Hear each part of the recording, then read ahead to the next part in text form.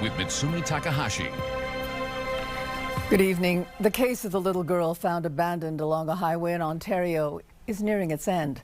A judge had ordered her mother to undergo a psychiatric evaluation. Well, today, the judge ruled she was not criminally responsible for what happened. Denise, details of the psychiatric evaluation were released today. Yes, and Justice Bernard St. Arnaud said upon reviewing this very exhaustive psychiatric evaluation, there was no other verdict but to declare the mother not criminally responsible.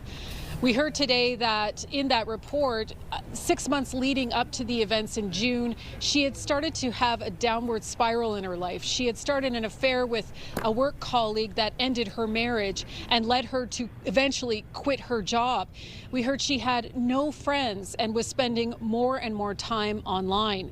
Now, the report detailed that on June 15th, she had what was called a psychotic break. And in that time, she was convinced that she was being followed. She left her cell phone at home so that she couldn't be tracked and headed to an Ontario farm with her daughter and their dog. Now, according to a police interrogation video submitted today, the mother believed that her former lover had possessed her daughter, and that's why she left her on the side of the 417 in St. Albert. Now, when she walked into a store in Coteau-du-Lac hours later to report her missing, she was erratic and confused and wasn't able to tell police what had happened. After a massive 3-day ground search, the girl was found severely dehydrated, covered in bites and rash, and needed to be hospitalized for 4 days. Here's the prosecutor now with more on her condition today. Psychologically, it's hard. It's hard for the family. The father of the young lady told us that she cannot be left alone anymore, and she feared to be left alone, basically. So, Denise, what happens next? Well, now that she has been declared not criminally responsible, the question is, where will she stay and for how long? The defense has asked for her to have unsupervised leaves or unescorted leaves from the Pinel Institute, where she's been held since July. The prosecution opposes that. We heard from her mother and father today, who are both willing to take her in. But the psychiatrist who wrote the report suggests that she stay at the Pinel Institute for now. She has been diagnosed with schizoaffective disorder, and this is a lifelong condition that does require treatment. So the case will continue tomorrow, and we hopefully will hear the judge render his verdict on the future for this mother. Thanks very much, Denise. And that's Denise Roberts at the Valleyfield Courthouse. It was another tough morning for a lot of parents trying to get their children to school. Dozens of school bus routes were canceled again today. The problem was the Lion Elect buses, and they were ordered off the road last week after one of the buses burst into flames. And again, Matt, parents were told through a late-night email. Yeah, there was a memo that was sent last night to transport companies that Lion had identified another defect that may have been a factor in last week's fire. We're told that the email was only sent to those bus carriers at around 11:50 p.m. last night, and that some of those bus companies had already informed their school boards and service centers that their electric buses would be ready to go. So it will take about 30 to 60 minutes to inspect each bus, and there are 1,200 of them that need to get checked across the province, plus any additional time if repairs are needed. At this stage, it's unclear when all those buses will be back on the roads. Chantal Dugas is the head of the Bus Carriers Association. She says companies with smaller fleets could be ready as early as tomorrow morning, but that others could take much longer.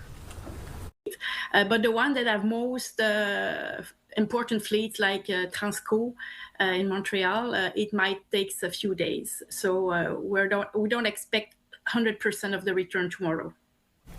That leaves school boards and service centers essentially in limbo as they wait for updates so that they can then inform parents. Catherine Korakakis is with the English Parents Committee Association, and she says while frustrating, the correct steps are being taken. It's chaos. It's hard at a drop of a dime to organize yourself in terms of transportation. Some children are in buses for longer than an hour. So it hasn't been an easy fix. It hasn't been an easy solution. However, obviously, safety is paramount. In the meantime, diesel-powered buses are still operating, and parents are being told to check for updates from their school boards and service centers. Mitsumi. Thanks very much, Matt. The MPs were back in Ottawa today. The House is back in session, and with it, the much-anticipated first question period, with Mark Carney facing off against Pierre Poilievre. Mike Lecouture reports.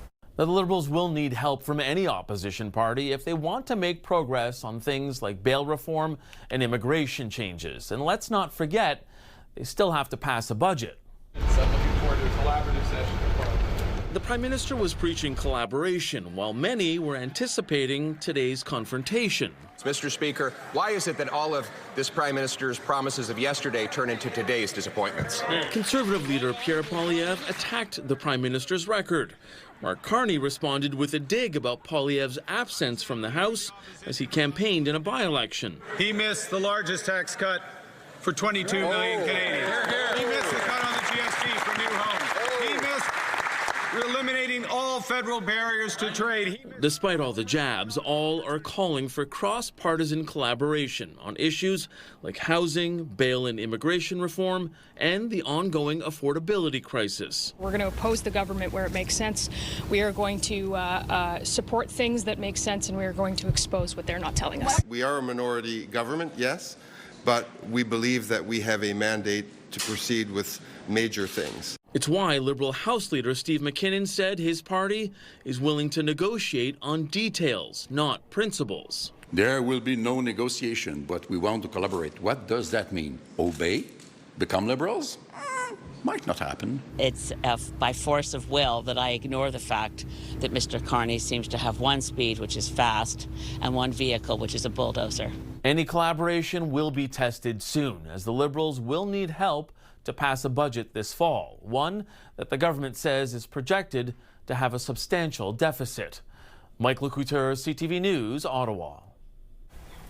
After more than 16 years, the development slated for the former Blue Bonnets racetrack could become a reality. The city says it's finally cleared the last hurdle.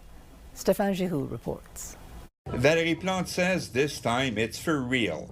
The vacant lot where the horse racing track Blue Bonnets used to be will turn into a 20,000 apartment complex. Half of them will be a mix of low-cost and subsidized housing. We will all be contributing to creating this great neighborhood. The Canadian Infrastructure Bank that has created a stream for affordable housing. Ottawa and Montreal will spend a combined $300 million to first build the infrastructures like sewers, roads, and electricity needed before construction of the high-rises can begin. If there are no additional delays, it would cap a decade-long plan dating back to the Coder administration. We are in a next step, so it's very tangible. We will be able to say to developers by 2023, we're ready. Except promoters didn't show interest at first because of the high cost of providing basic infrastructures. Now that the city is building them, it will allow developers to start an initial phase of 2,300 units on parcels where the infrastructures are ready. The opposition at Ensemble Montréal praises the breakthrough, but blames Projet Montréal for wasting so much time during a housing crisis. So this morning is a great announcement. I think we have to see the positive of this announcement, and I do believe that major steps are going to be done. The surrounding municipalities of Côte-Saint-Luc and Town of Mount Royal, including the borough of Saint-Laurent, are applauding these new developments, but say Montreal needs to immediately integrate the extension of Cavendish Boulevard to serve the new neighborhood.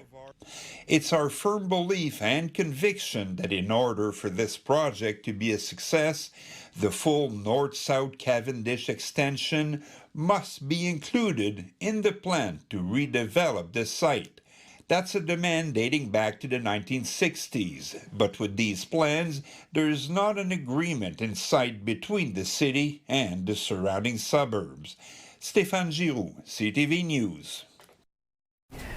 The postal workers have changed tactics. They've dropped their overtime ban and they've stopped delivering flyers instead. That's raising tensions within Canada Post. It's also raising concerns for small businesses. Here's Laurence Brisson-Debreuil. Canada Post workers are changing their strategy in their labor dispute. They're ending their ban on overtime, and mail carriers are no longer delivering flyers. Jim Gallant is one of the union's negotiators. We put our last offer in and we've heard crickets. They're just doing so much to drive the business into the ground. The overtime ban had prompted complaints of delays across the country, but Gallant argues flyers are different. A lot of people don't like getting flyers. We're not paid properly for it. People end up with a lot of weight, carrying over 35 pounds at a time, or having to do multiple trips, and that affects work-life balance. Canada Post called the union's decision disappointing in a statement to CTV News. It warns the move hurts businesses that rely on flyers and carriers who earn extra pay to deliver them. The company says it lost over $400 million last quarter alone and more than $5 billion since 2018. While it warns taxpayers could be on the hook if losses continue, the federation representing independent Canadian businesses says small companies are already going to take a hit. We know that about 20% of small businesses from across the country use the flyer service as a low-cost marketing tool for their business. They say timing couldn't be worse. What's even more troubling is the sort of escalating tensions that are growing at Canada Post, and that this could lead to a strike. It's especially troubling as we are getting closer to the holiday season. The union says it did everything to avoid this decision and that it's Canada Post's fault for stalling. Small and medium businesses need us. The people that are in charge of Canada Post right now, those few at the top, are just have no idea what they're doing. They haven't been at the post office long enough to know, and they need to be removed. Gallant says the move is about getting fair wages and safer conditions for workers. He's calling on small businesses to press the federal government to get Canada Post back to the table. With the holiday rush looming, neither side is backing down. Businesses and customers are left to wonder what comes next. Laurence Brisson-Debreuil, CTV News. There hasn't been enough rain and there's been a lot of heat. And that's been hard on the pumpkin patches. And that means those Halloween jack-o'-lanterns could be smaller than usual this year. Here's Christine Long. Scary news as we head towards Halloween. These ones should be at least 30% bigger. Think about getting a smaller pumpkin than previous years. Farmers west and south of Montreal are seeing smaller pumpkins in their patches this season, if any at all. Philip Quinn of Quinn's Farm on Ile Perrot says they're not just smaller, there's also fewer. Usually a nice healthy plant will have 5 or 6 fruit on it for this variety and 3 or 4 fruit on it for this variety. But we're seeing plants here with just one single large fruit and then maybe a smaller fruit on it. Quinn says irrigation saved his crops during this hot, dry summer. And we'll have a main line at the end of the field and pumping water down each drip tape. Meanwhile, south of Montreal in the Rougemont area, Philippe Beauregard of Potager Montrouge says he had just enough rain to get by. About like a few inches of water that we had at the very specific time, and so we were kind of lucky. All right, where is he?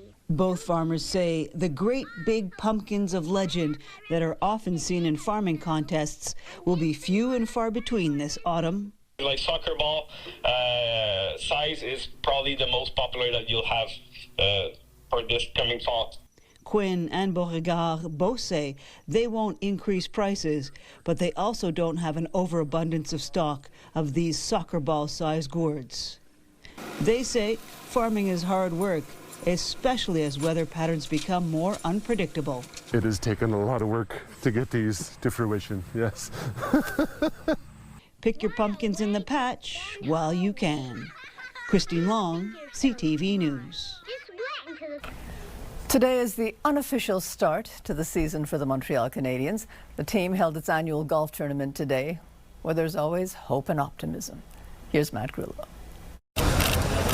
Rather than being met by thousands of screaming fans, Habs players faced dozens of reporters eager to know what's in store this season. I think the outside expectations last year were a bit low, just, trying not to get too far ahead of ourselves, I guess.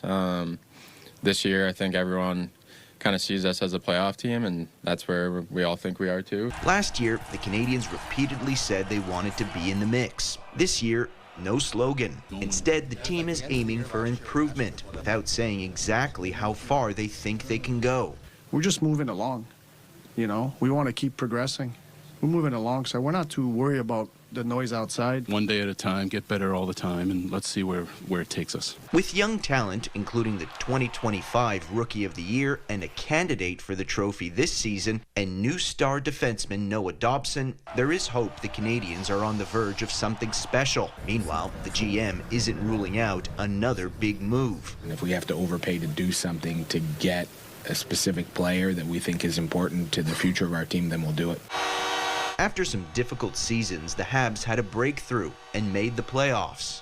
How much better can we be during the regular season?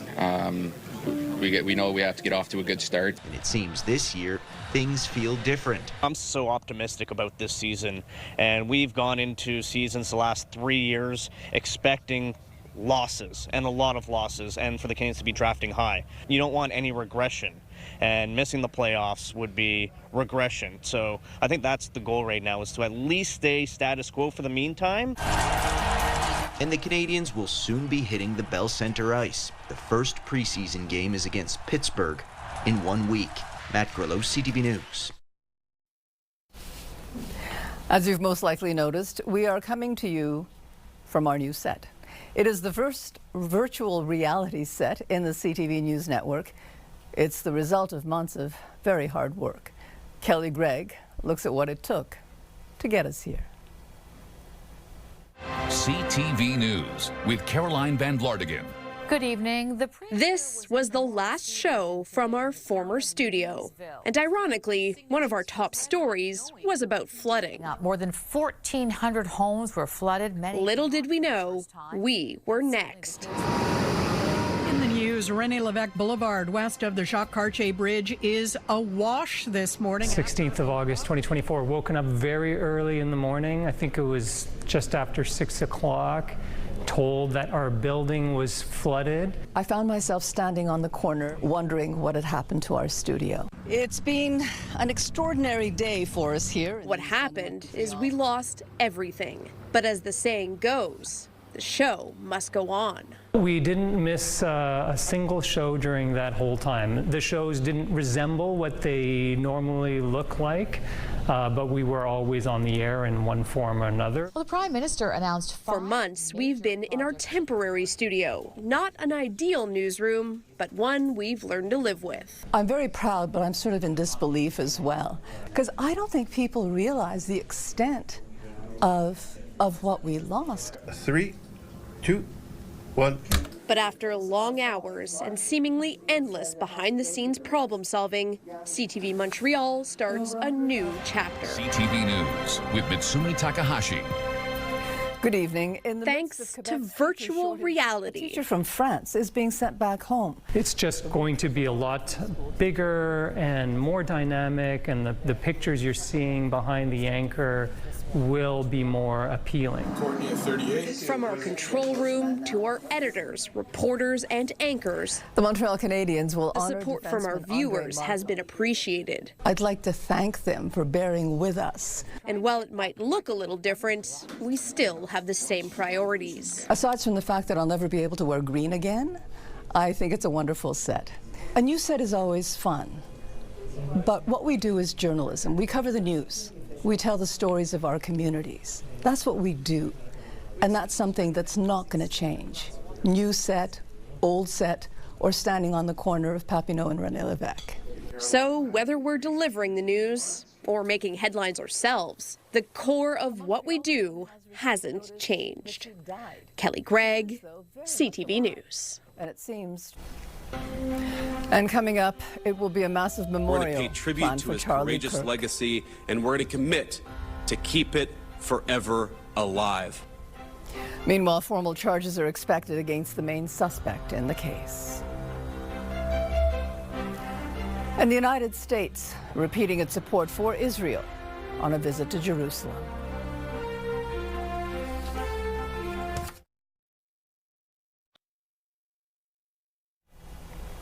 The FBI says they've linked the suspect in the Charlie Kirk shooting to DNA evidence that was found at the scene.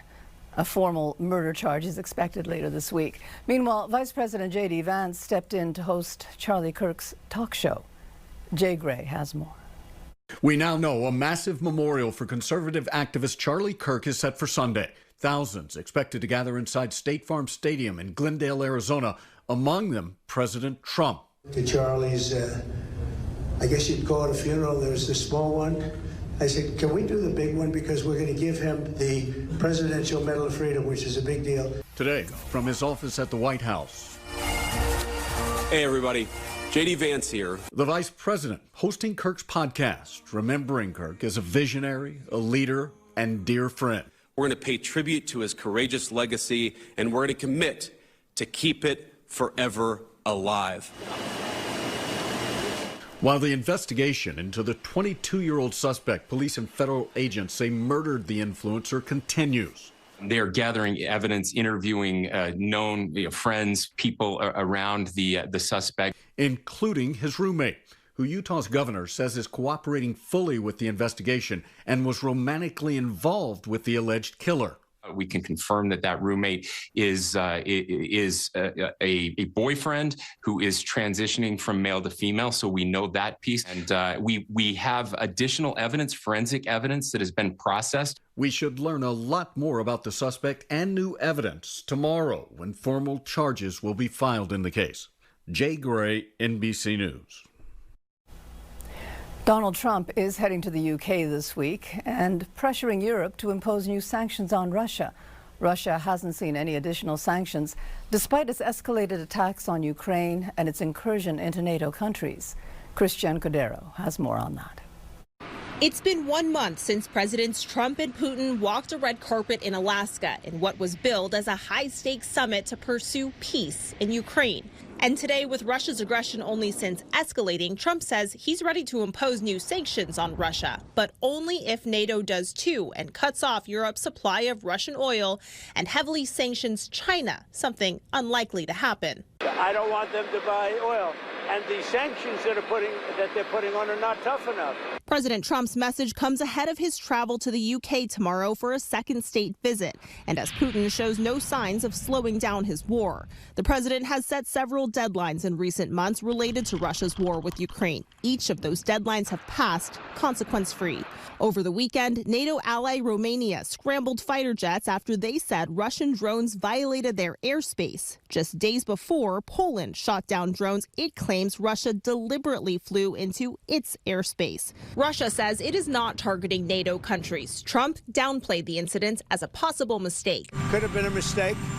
Could have been a mistake. The president, who vowed to end the war within 24 hours of returning to office, has recently conceded reaching a peace deal isn't as easy as he thought it'd be. On Capitol Hill, some Republicans are adding to the pressure, saying it's time to act. I think the president, though, the good news is waking up to the fact that Putin is not negotiating in good faith, not making concessions, and has to be dealt with. And today, Russia and Belarus are holding joint military exercises. A Kremlin spokesperson claims NATO is de facto waging war against Russia with its aid to Ukraine. Christian Cordero, ABC News, Washington. The U.S. Secretary of State Marco Rubio is in Jerusalem today. He reinforced America's support for Israel during a joint news conference with Israeli Prime Minister Benjamin Netanyahu. Every single hostage, both living and deceased, needs to be home immediately.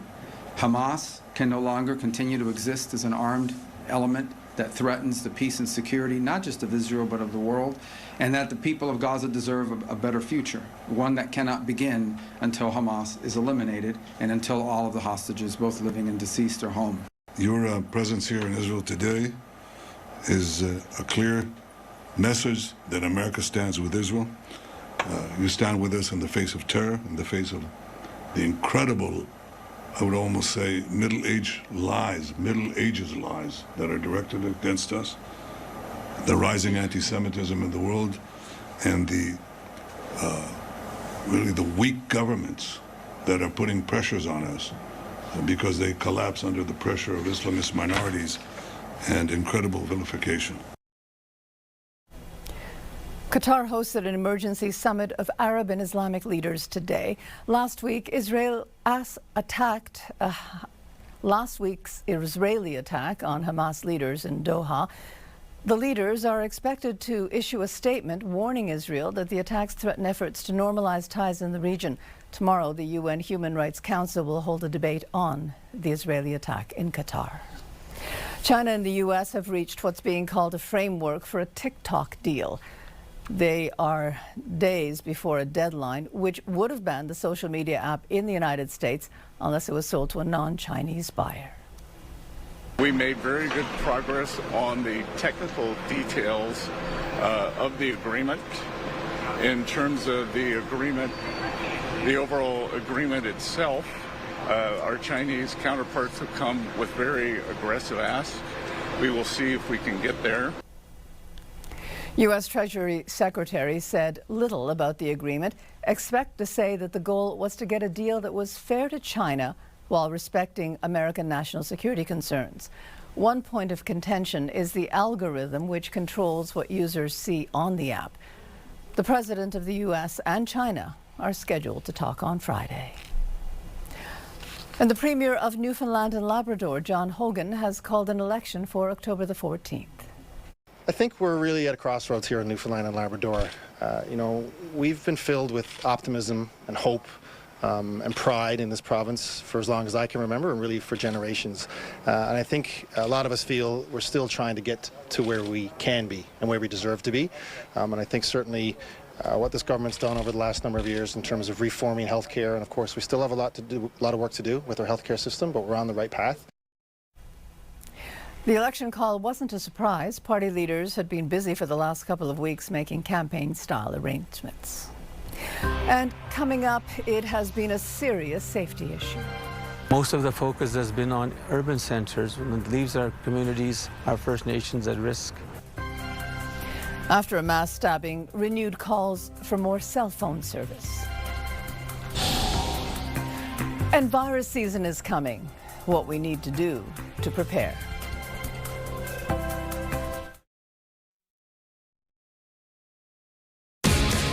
CJAD 800's Cash Call is back. $200 in free money every weekday if you make the call. Go to CJAD800.com to sign up. From News Talk Radio, CJAD 800. The U.S. public health system is in crisis. Experts are being fired, research is being put on hold, and virus season is coming. So what will all this mean for the U.S., and what's this going to mean for Canada? Dr. Donald Vinn is an infectious disease specialist at the MUHC. Hi, Don. Hi, Mitsumi. So, Don, we talk about virus season. What does that mean exactly? Well, back to school means back to viruses, right? So right now, the two major viruses that are circulating in Quebec are rhinovirus, which causes the common cold, and of course, COVID. But what we're starting to see is a double-digit number of cases for adenovirus, flu, and RSV, all of which can cause respiratory tract infections. You mentioned RSV. What can we do to protect ourselves against that? So there are actually two important public health interventions that target RSV. In babies, there is a monoclonal antibody that has been shown to significantly decrease the risk of severe disease. So this is a long-acting antibody that requires only one injection. And the Quebec Ministry of Health has really done a wonderful job here because it is offered free during the RSV season, so that's fall and winter, for babies born after April of the current year, babies who are premature or who have any at-risk conditions. The other intervention is an RSV vaccine, and right now the Quebec Ministry of Health offers it free of charge to at-risk senior adults. And the data so far shows that a single dose of the vaccine prevents associated hospitalizations over at least 2 RSV seasons. So that's great news. There are, of course, other at-risk groups who are not seniors, and for now they can get the vaccine, but it is not free of charge. We're still hearing more about people coming down with COVID now. What is the situation with COVID here in Quebec? You know, it's a bit less clear right now. between late March and early September, there was less surveillance of COVID cases and less reporting of which variants were circulating. But what we've seen since September is an uptick from about 460 reported cases at the start of the month to around 600 just a week later. Now, in the US, changes in policy have led to uncertainty about what vaccines will be available. But here in Canada, we know that an updated COVID vaccine, one that targets the LP8.1 variant, has been shown to boost antibody levels within 2 weeks. Health Canada has just approved it, and manufacturers are aiming for it to be available here in Quebec this fall. So now provinces will still need to set their recommendations on who will be eligible and who will get coverage under a public health program. And hopefully those decisions will be guided by solid scientific evidence and not by misinformation or pseudoscience, as we're seeing, unfortunately, elsewhere. Well, yeah, the vaccine research has really taken a hit in the United States. Is that going to affect our ability to get a vaccine at all here, do you think? Fortunately, no. So the major vaccine manufacturers that have previously provided Canada with the flu, RSV, and COVID vaccines, they all have gone ahead. They've updated their products for the 2025-26 season. They've done the research to show that these vaccines are efficacious, and they're producing them on the usual schedule that we've come to expect. So while politics in the U.S. is downplaying these viruses, Canada's public health response has stayed very steady, and vaccination here continues like business as usual. We're hearing reports of outbreaks of measles and polio in the United States. There are reports that the rates of vaccinations for children are down in the United States. What does this mean for children here? Yeah, so the resurgence of measles, whooping cough, and other vaccine-preventable diseases in the U.S. is tragic. Kids are getting sick, hospitalized, some have died, and it's all because of misinformation. But even more alarming, Canada has already had more than 3 times the measles cases seen in the U.S. So here we've had nearly 5,000 cases. That tells us that the anti-vaccine movement isn't just an American problem. It's here too. It's widespread and it's fueling these outbreaks. And when one vaccine-preventable disease makes a comeback, it's a warning sign that others could follow. So now, if we had vaccination rates being where they should be, these diseases wouldn't stand a chance. But the spread of anti-vaccine sentiment means we need to do a better job educating the public about the real benefits of vaccines, because strong vaccine confidence is how we're going to stop these outbreaks. So overall, Don, what kind of effects do you think we can expect to see here in Canada, given what's happening to the health system in the United States? Yeah, you know, the problem here is that many countries look to the CDC and the FDA in the U.S. for guidance. So when U.S. policy falters, they're left to fend for themselves. In Canada, we're a little bit buttressed from this. You know, our federal and provincial programs that review, procure, and make medications and vaccines available, that provides us with much more stability. But the greater issue is that Canadian scientists still rely on close partnerships with U.S. scientists. And the danger when you have shifts in American policy is that they could stall those collaborations and they can cause setbacks in Canadian science and in Canadian public health. You know, Mitsumi, it's like losing a sneaker in the middle of a marathon.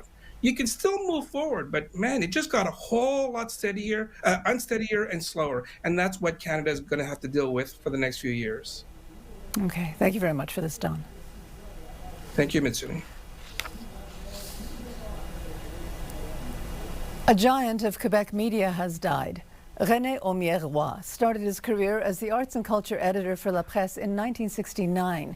He then launched the entertainment magazine Nous in 1973. And in 1983, he began working in television and radio, and he became the longtime morning man on Radio-Canada. He was 85 years old.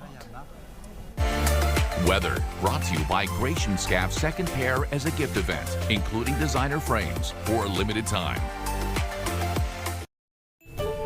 Well, we started with a temperature of about 16 degrees for the Montreal area earlier this morning, but things are looking up from there. Let's take a look at what our expected high was for today to start. That was sitting at 23 degrees, well above our normal high for this time that sits at 19, and pretty far from what we'd expect to see as our normal low of 9. So if we take a look at our record high for this day, that dates back to 1947, and that's when we hit a temperature of 29.4. Now, in the coming days, we could near that mark, but it's going to start with a low of 13 tonight. So we're looking at some clear skies. There's the good news. Continuing on for a decent part of the week. For tomorrow morning, we're looking at a starting temperature of 12 with lots of sunshine to start the day. By afternoon, that's when we're really going to start to see that move up to really July-like temperatures. We're expecting a high of 26 degrees along with continued sunshine. So it is looking like we will be holding on to that sunshine into as late as Wednesday, possibly even further beyond. We see that with our future cast here. And let's take a look at the longer range forecast. Once again, lots of sunshine is what we're expecting. On Thursday, we're looking at mainly sunny skies, a mix of sun and clouds on Friday, a beautiful sunny Saturday, and more sun and clouds on Sunday as well. And we're expecting quite a few of those temperatures in the mid to high 20s for the start to the middle part, of the week. So for Tuesday, we're expecting that high of 26 expected again on Wednesday, 27 expected on Thursday. By the weekend, though, we will start to see a bit of a move back down. So our expected high for Saturday is sitting at 18 degrees. Sunday is looking like it could be a bit warmer with a high of 23. And you're going to want to enjoy the week as much as you can before possible showers come in next Monday. There are growing calls for better internet and cell phone service in remote communities of Manitoba. The issue has become all the more urgent after the mass stabbing on a First Nations community. Alex Karpa reports. This was the scene in Hollow Water First Nation after a mass stabbing took place in the community. An 18-year-old woman was killed and several others were injured. The attacker later died in a highway crash with an RCMP vehicle. Residents in Hollow Water rely on landlines and Wi-Fi calling for communication, much like other communities outside of urban centers. It appears authorities did respond quickly to the scene without issue, but some First Nations leaders say the lack of connectivity left residents vulnerable. This is a discussion that we've been having for a long time. Most of the focus has been on urban centers, when it leaves our communities, our First Nations at risk. Manitoba Grand Chief Garrison Settee says there will be more tragedies if nothing is done, citing safety concerns. Joel Templeman says this conversation is driven by the fact that internet and connectivity is treated as a commodity and not used for the common good. The priority is not public safety or public access. It still comes down to it being a commercial interest, and it costs a lot of money. Wayne Kelly says this issue isn't just Manitoba related, but countrywide. He says well over 90% of Canadians in urban spaces have access to basic gigabit internet service. That number then, he says, significantly drops to around 60% for those living on First Nations communities. If we wouldn't accept that poor quality in 2025 in sort of Brandon or Winnipeg, why should we be asking our First Nations neighbors, our rural neighbors, to accept that quality in 2025 as well? Those I spoke to say this summer has underscored the need for proper connectivity in the north, not just with the recent mass stabbing, but with the hot and dry weather that produced one of the worst wildfire seasons on record, impacting tens of thousands of people right across the country. Alex Karpa, CTV News, Winnipeg. And coming up, they are taking to the track. It's like basically a low-dollar NASCAR. We call it grass car. Not your average tractor. They're souped up and made to move. And why do so many children come down with asthma attacks in September?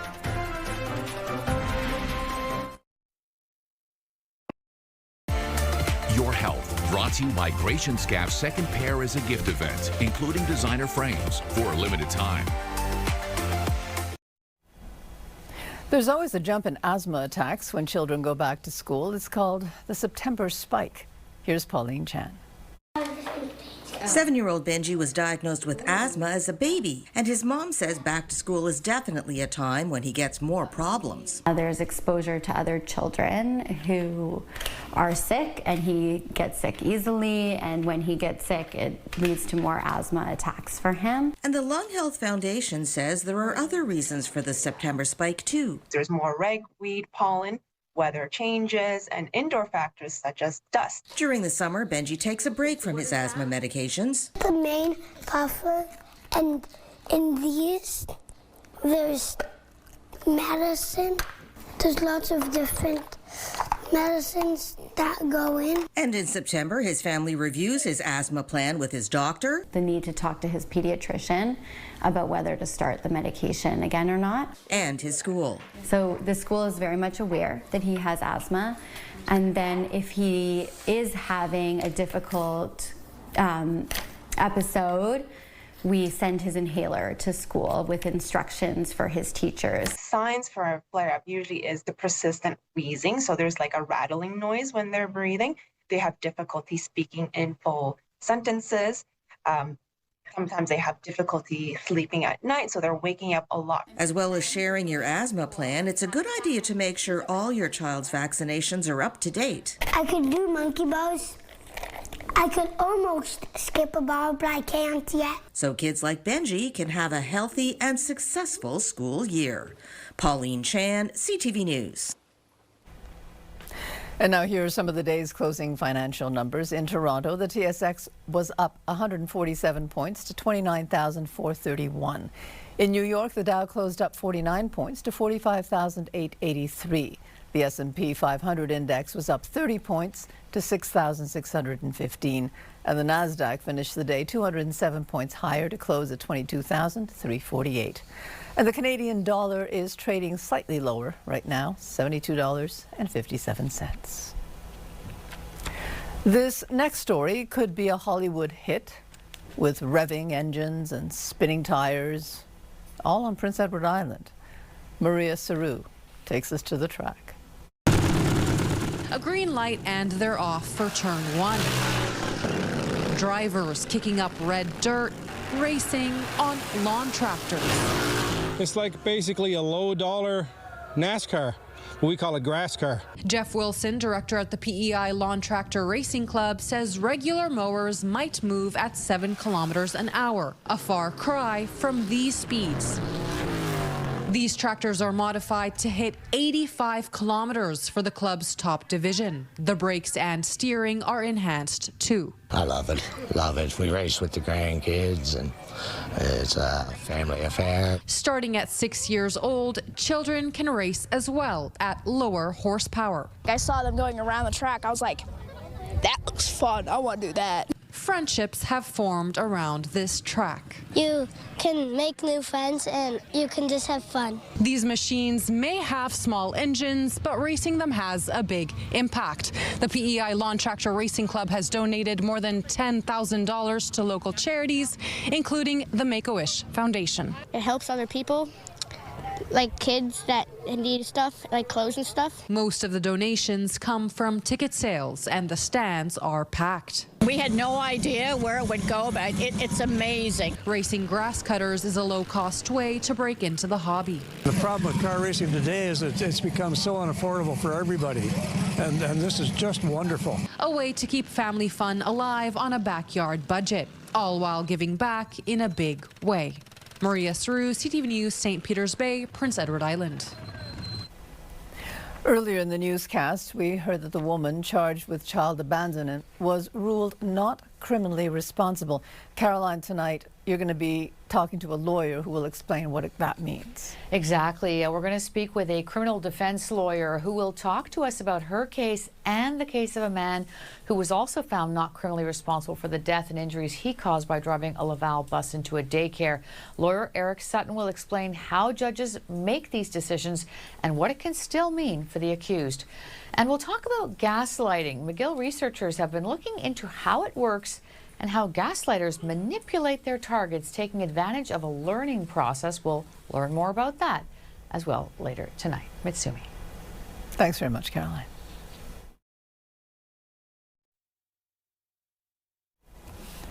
A woman spent the past 6 months transforming her New York apartment into the Titanic. Here's Danny New. I'm just a girl One woman's DIY apartment makeover has become the obsession of millions on TikTok. How cute is this? As she slowly spent the past 6 months transforming her New York home into... Welcome aboard the Titanic. You heard that right, the Titanic.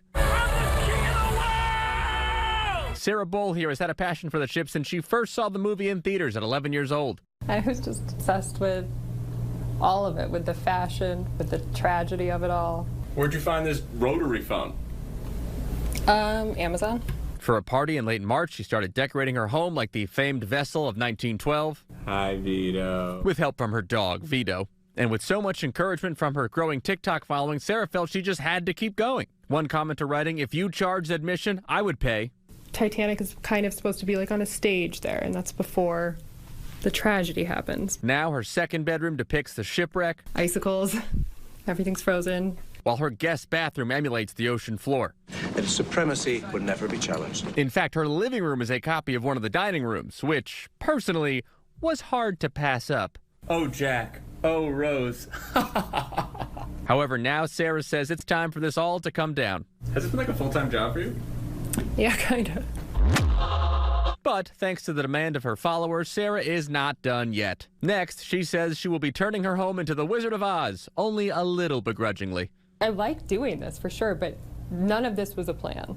Well, who better to honor Dorothy and Toto than Sarah and Vito? For the record, I did ask Sarah how much money she spent on everything, and she said she truly doesn't know. I said, more than 1,000? She said, yes. And I said, more than 10,000. And she went, what do you think? In New York, for ABC News, I'm Danny New. And that's it for us. Have a good evening. Stay well. Good night.